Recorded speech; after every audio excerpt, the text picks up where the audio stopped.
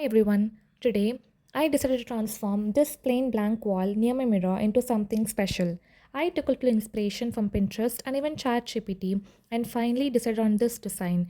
Before touching the wall, I first made a small sketch in my sketchbook. I always like to test how the design might look like in real life, and it's easier to erase on paper than on a wall. Here's a rough sketch I did. Once I was happy with it, I started to make the outline on the wall using a simple 2B pencil. Light strokes are enough so that the pencil marks does not show through the paint later. And after completing the design, this is how the rough sketch looked on the wall. Now comes my favorite part, painting. But before that, very important tip, always cover the floor with newspaper or old cloths because trust me, paint drops everywhere and you don't want to clean it later. Here are the art supplies I'll be using. I chose acrylic paints for this project because they are bright, long lasting, and dry pretty quickly. That's why they're one of my favorite mediums for wall art. I started with the peach shade. It's such a soft and a calming color.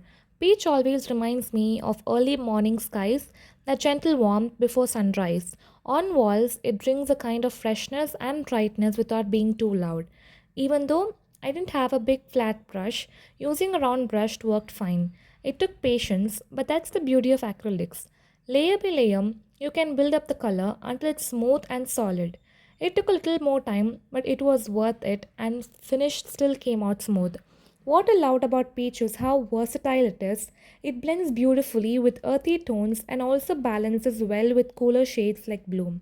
It almost feels like the bridge between warmth and calmness in the artwork. Then I moved on to one of my favorite colors in this piece, an earthy shade. It's not exactly orange, not fully brown. It sits somewhere in between. That shade adds so much warmth. Then came the blue for the third piece of artwork. This color really started bringing the whole painting to life, adding contrast. That's all for part 1. Stay tuned for the result in part 2.